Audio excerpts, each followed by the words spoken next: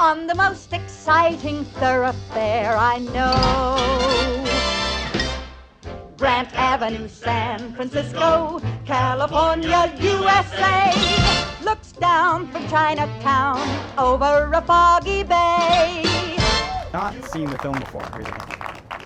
Okay, yeah, Ghosts must everybody. We're gonna bring Nancy up here and just talk about the film's couple questions. And I think she always has such insights about film and television and Asian American representation. So I just wanted to bring her today to talk about the film for a few moments and then just get good thoughts about the impact of this film. Like, when did you first see the film, and what was your first thoughts? So I was actually a really huge fan of classic films, but this didn't really come on AMC the same way that, let's say like American Paris or I'm thinking of all Gene Kelly ones, Singing in the Rain, even Breakfast at Tiffany's. I think I saw younger, just because I was a huge fan of Audrey Hepburn. But I didn't see this until I was maybe a young adult, and it was pretty shocking, right? I mean, because even now we don't have an all Asian American musical film that I could think of.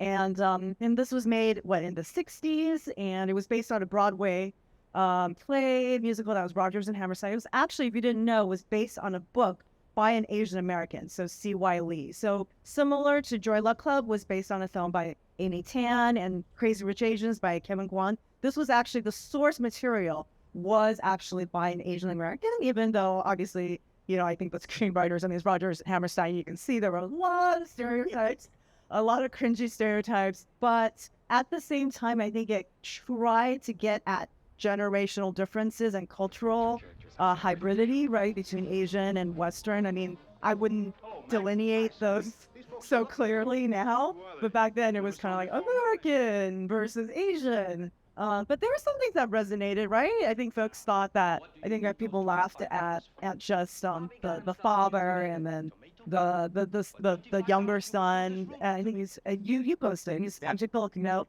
American, incredible dancer, right?